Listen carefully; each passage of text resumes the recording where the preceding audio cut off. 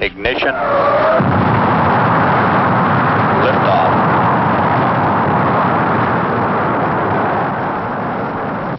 Lift Flight clock start. 163908. Thrust looks good. Flight. Roger, booster. Roger, clock start. Fuel pressure running a little high. Roger. Roger. Stand. How's it looking, guidance?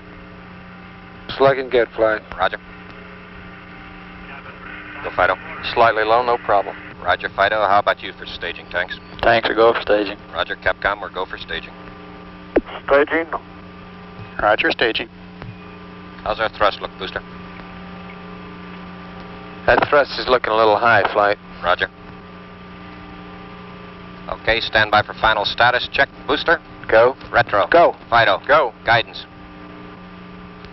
Guidance, you go. Stand by one, flight. Surgeon. Go. Ecom. Go. GNC. Go. How do you stand, guidance? I go, flight. Roger, Capcom, we're go. Early shutdown.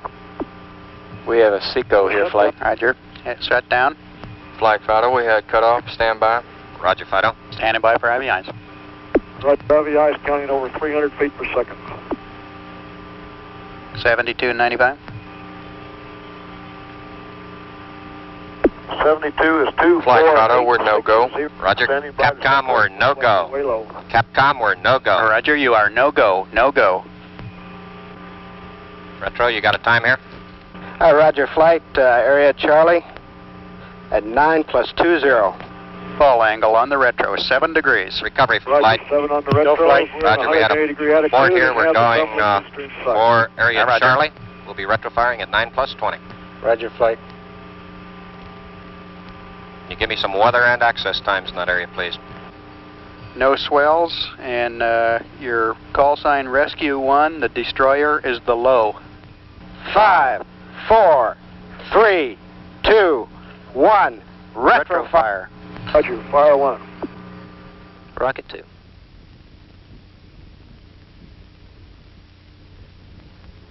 This was not an actual Gemini mission. Nobody left the ground. Gemini did not abort. We have simply edited together an isolated launch with shots of the flight controllers simulating that launch. The flight was simulated from an adjacent room in the Mission Control Center, Houston, and like many other things in the space age, flight simulation is done by computers. The primary and backup crew for Gemini 8 will undergo 11 days of such simulated flights before launch day, March 16th. Early in the program, experts sit down and analyze the Gemini 8 flight. They know it is a 3-day mission. Its primary purposes include rendezvous in space with an Agena target vehicle, the first docking in space, and a 2-hour spacewalk by pilot David Scott. The experts then devise problems that could occur, some simple, some quite challenging. They feed these problems into a computer and sit back and see what happens, perhaps with a little glee. At any rate, the crew in the simulator and the controller at the console are given the problem. Both must respond correctly. About 90 problems will be run for the Gemini 8 mission. On the schedule are 2 days devoted to the Agena target vehicle, 4 days devoted to network simulations, and 2 days scheduled for running re-entry simulations, including emergency re-entries. 11 days of problem solving. Most probably none of them would turn up during the flight. But if one should, the crew and the 5,000 people in the ground network that support these 2 men would be ready. Several days before Gemini 8 will leave the ground, the USS Boxer steams toward the primary recovery zone where the mission will normally end. It begins training its complement of officers and men in recovery operations. Instead of launching amphibious strike missions, the Boxer now launches helicopters for search and retrieval of astronauts. On board is the commander of the Western Atlantic Recovery Forces, known as Task Force 140.3. 2 ships, 6 helicopters, and 6 aircraft are assigned to this task force. All 5 manned Gemini flights to date have been recovered as planned in the primary zone. Still, 10 more ships, 54 aircraft, and 5,000 additional men will be deployed at different stations around the world for recovery. There are 9 other planned landing areas lying within the 3 major zones of the Eastern Atlantic, the Mid-Pacific, and the Western Pacific. In the Western Pacific, the USS Leonard F. Mason, a destroyer, begins exercises on the retrieval of a boilerplate model of the Gemini spacecraft. The Mason will cover 3 landing areas within Zone 3. It will be backed up by aircraft from Okinawa and Japan. The chief difference between the primary area where the Boxer is stationed and a secondary area such as this is the comprehensiveness of coverage, the number of aircraft, ships, and recovery specialists on station. In addition, a special launch abort area covers the landmass and immediate offshore areas at Cape Kennedy. Recovery teams go out before the astronauts enter the spacecraft in case of an ejected abort from the launch pad or shortly after liftoff. There could be more extreme contingencies. The emergency might be such that a spacecraft could not land in a planned landing area. In a dire emergency, the command pilot might have to fire the retro rockets and come right down. Bare statistics come into play here. The world is 70% water and 30% land. The odds are strongly weighted toward a water landing. Aircraft are stationed at 12 points to locate the spacecraft in this emergency. Any commercial shipping in the area might then be called for assistance to pick up the astronauts. Freighters, oilers, tankers, any ship with heavy hoist equipment could also take the spacecraft aboard. If the crew comes down over land, they would use the ejection seats, leave the spacecraft, and land by parachute. Astronauts have not only a complete survival kit to sustain them, but they are trained to live off the land, even desert and jungle. Whether Gemini comes down over water or land, recovery is planned and coordinated by a NASA team of specialists. They set up the requirements for a mission and work closely with the Department of Defense. DoD then commits the necessary ships and aircraft to do the job. The DoD manager for manned spacecraft support directs worldwide recovery forces. He is in contact with 2 main elements under his command: the Atlantic Recovery Control Center, Cape Kennedy, and the Pacific Recovery Control Center, Hawaii. The red telephone puts him into direct contact with the highest levels of the Department of Defense for further assistance. But all of this, the red telephone and the contingency aircraft off Pago Pago Island, South Pacific, seems remote on the 16th of March. The crew is entering their spacecraft for what has every sign of being a normal flight. At the same time, on Launch Complex 14, the Atlas Agena count is only 25 minutes from liftoff. The Gemini mission is largely based on a successful orbit of the target vehicle. The Agena count has no holds. Right on the nose at 10 o'clock Eastern Standard Time, the Atlas launch vehicle ignites.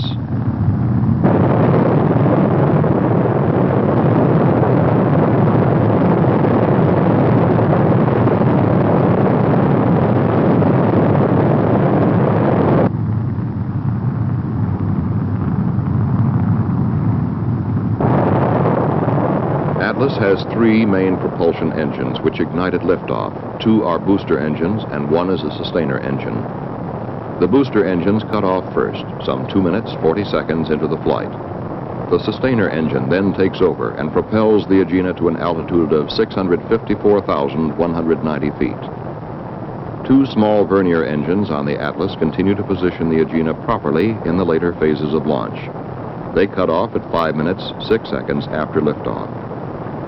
The Agena propulsion system then inserts the target vehicle into a circular orbit. Today, the flight plan calls for a circular orbit of 161 nautical miles. Something close to that would be acceptable. The Agena propulsion system can be started from the ground and a burn completed to change the orbit. But as the final figures come up to the flight dynamics officer, no in-flight burns will be needed. Agena has hit the planned circular orbit of 161 nautical miles. This is a good beginning for any rendezvous flight. The news is given the crew by the spacecraft communicator. Pilot Scott comes back with just what the doctor ordered. The flight director now calls for launch of Gemini 8 at 11:40 and 59 seconds Eastern Standard Time. Offshore, the launch site recovery forces are fully deployed. They now can only wait like the rest of us. Stage 2 pre-valves coming open, 5 seconds. T-minus 20 seconds, mark.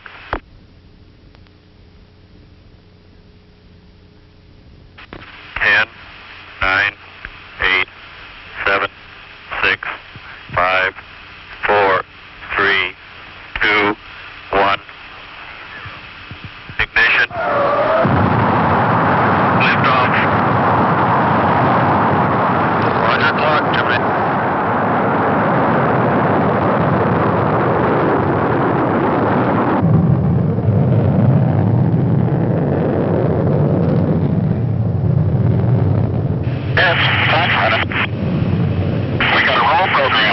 Roger, roll.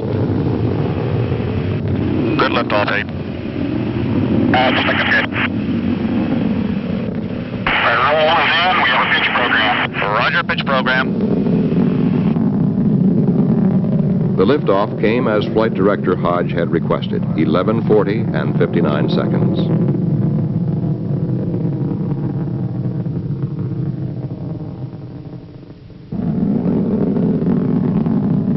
Gemini 8 goes into the clouds high above Cape Kennedy. As the spacecraft comes out of the clouds, an aerial chase plane picks it up for a close look at what it's like to ride as a spacecraft crew on top of a booster. Mark, 50 seconds. You're looking good, 8. After 50 seconds, the crew releases the restraints which are required for seat ejection. Gemini 8 was inserted into an orbit of 86 nautical miles by 146 nautical miles, very close to the planned values of 86 by 145 nautical miles. Roger, we have staging, ignition. Roger, staging. And we saw the Wally's fireball there. Yeah. The launch site aboard is the first contingency that is passed successfully. A carefully trained team has been released and returns to other duties. With 2 good orbits, target vehicle and spacecraft, Gemini 8 had a head start on rendezvous and docking. The maneuvers for rendezvous would be essentially the same as those performed by Gemini 6. So fast does the space program accelerate that rendezvous was the primary objective of Gemini 6 in December. But 3 months later, it is March, and rendezvous almost seems routine. Everyone is focused more on docking, everyone except those who fly the mission. Then you take things step by step. This is Gemini Control Houston. About 2 minutes ago, Neil Armstrong called in over Tananarive, and he was able to confirm at that time that radar lock had been established. Roger, do you have solid radar lock on with the Gina? Over. That's affirmative. We have solid radar lock. Just a second, I'll give you our current range. Roger, thank you. Sounds good. We're indicating 178 miles range and elevation of about 4 degrees. After radar lock-on, the crew will circularize their orbit inside that of the target vehicle. Meantime, the ground does not sit still, idly waiting for something to happen. Recovery forces are constantly shifting in response to the orbit of the spacecraft, changing station according to a detailed recovery plan. The USS Cochrane, a destroyer in the mid-Pacific, takes position for a 4-4 recovery. That is, recovery in the 4th revolution in Zone 4. Zone 3 will be the planned landing zone for the next 3 revolutions, for 5, 6, and 7. After that, Gemini 8 will not be over a planned landing area again until the 10th revolution. Then it passes over the eastern Atlantic zone. If an emergency occurs in the 8th or 9th revolution, the spacecraft will land in a contingency area. Recovery is supported there by aircraft and available commercial shipping. But right now, much of this seems academic. The crew has other business. Okay, we've got a visual on the Gina at 76 miles. Roger, understand. Visual, Gina, 76 miles. Hello, Houston. This is Gemini 8. We're station keeping on the Gina at about 150 feet. Way to go, partner. You done it, boy. You done a good job. Do the thing. Boy, look at that sucker. That's beautiful. See the dipole? Do I ever? I see everything on that fella. Man, that's great. Man, that is really slick.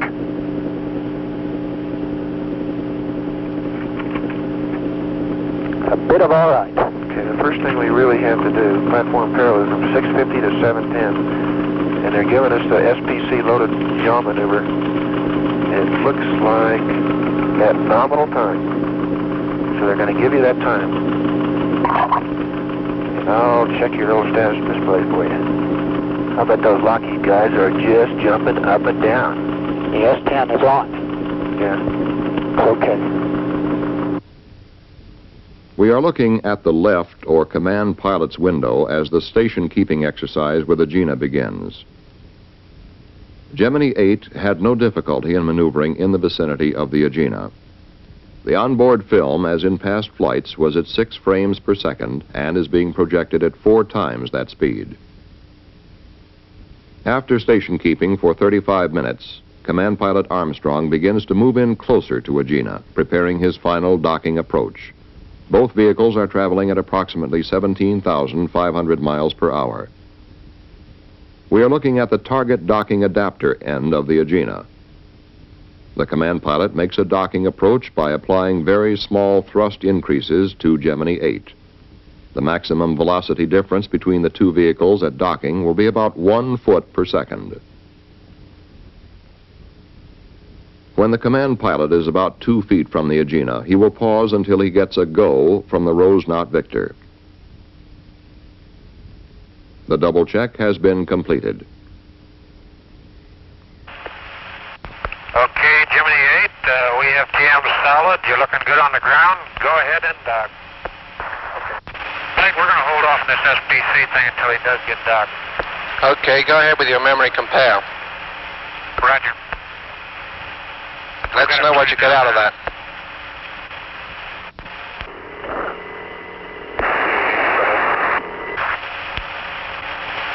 Flight, we are docked. That was it. 2 vehicles docked for the first time in space. Shortly after docking, the crew was slightly surprised when Jim Lovell, the spacecraft communicator, checked in with this caution. Roger, 8, reading you loud and clear. I have some information for you. Ready to copy? Stand by. What kind of information is it? If you run into trouble and the attitude control system of the Agena goes wild, just send in command 400 to turn it off and take control with the spacecraft. Did you copy that? Roger, we understand. It was a routine check. You punch 400 into the onboard computer. This automatically turns off the attitude control system of the Agena. If the problem is Agena control, that ends it. Minutes later, Gemini 8 passed out of communications range beyond the island of Madagascar. The crew was preparing to begin a series of docking exercises. And the Mason was between stations. It had left 5-3 and was headed for a 6-3 recovery zone. Since we were in the 5th revolution, the retrofire experts were routinely updating their retrofire times. These are usually planned for 6 revolutions ahead and stored in the onboard computer. It was about this time that Jim Lovell almost qualified as the space prophet of the year. For 7 hours after liftoff and 27 minutes of normal docking, an excessive yaw and roll motion occurred. The crew punched up 400, but the trouble was not in the Agena. Unable to find an immediate answer, Mr. Armstrong undocked. The roll rate continued to build up, reaching about 1 revolution per second. Struggling to regain control, Mr. Armstrong was forced to fire the re-entry thrusters and gradually reasserted control over the spacecraft. Neither crewman experienced any loss of orientation. Gemini never approached a critical structural strain. Once the re-entry thrusters are fired, there is the possibility of fuel leakage in orbit, leaking of fuel essential for re-entry. The flight had been highly successful through 27 minutes of docking, but final action rests squarely on the shoulders of this man, the flight director. A decision came quickly. Fuel readings were too low. Abort. That was the first decision. Others follow. Where do we recover? A stream of facts flow into Flight Director Hodges' console. Exact orbital position. Weather in the Pacific. Available daylight in recovery zones. And the whereabouts of the USS Mason. A destroyer which had repetitiously practiced picking up a boilerplate model of Gemini in the waters of the Pacific came into its own. Millions of people suddenly learned that it existed. With Gemini stabilized in flight, there were several advantages to delaying re-entry for another orbit.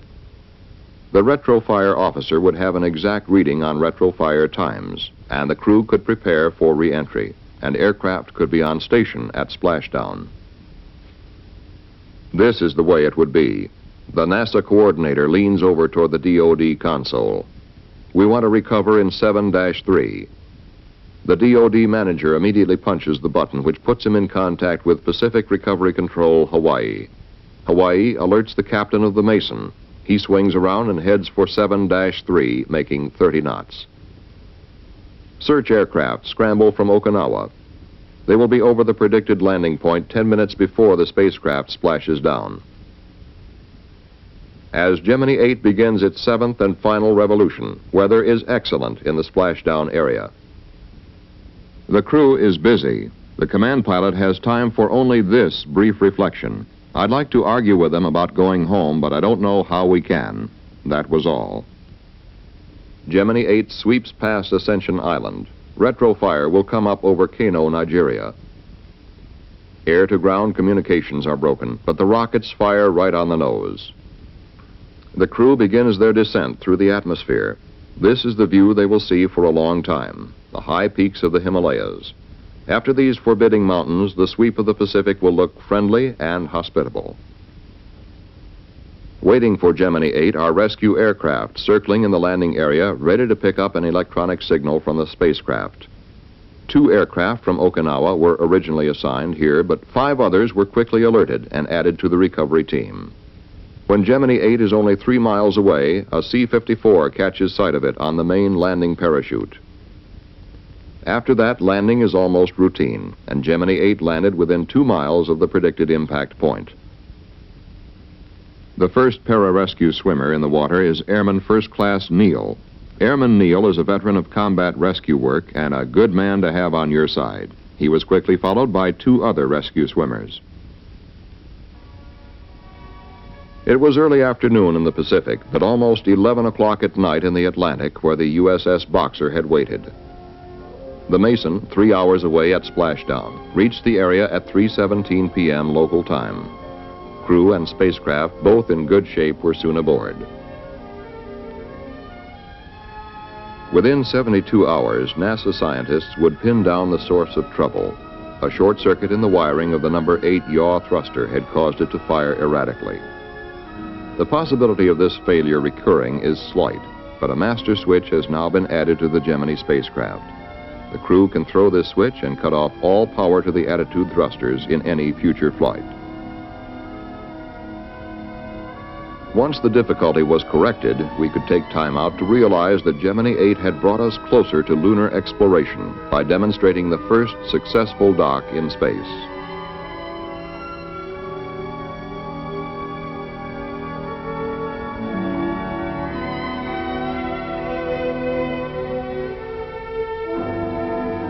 Gemini 8 also gave many of us our first look at men like the 3 young rescue swimmers, Airman Neal and Moore and Staff Sergeant Hewitt, as well as the captain and crew of the Mason. Men who are there in every flight, on remote stations, doing their duty and doing it well.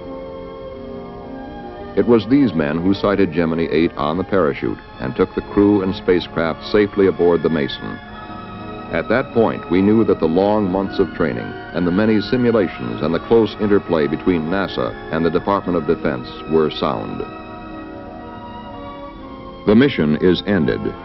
The control room is empty, but it will soon fill up again as simulations begin for the next flight. We had achieved our first docking in space. We experienced our first orbital abort. In both cases, Gemini 8 came through with flying colors.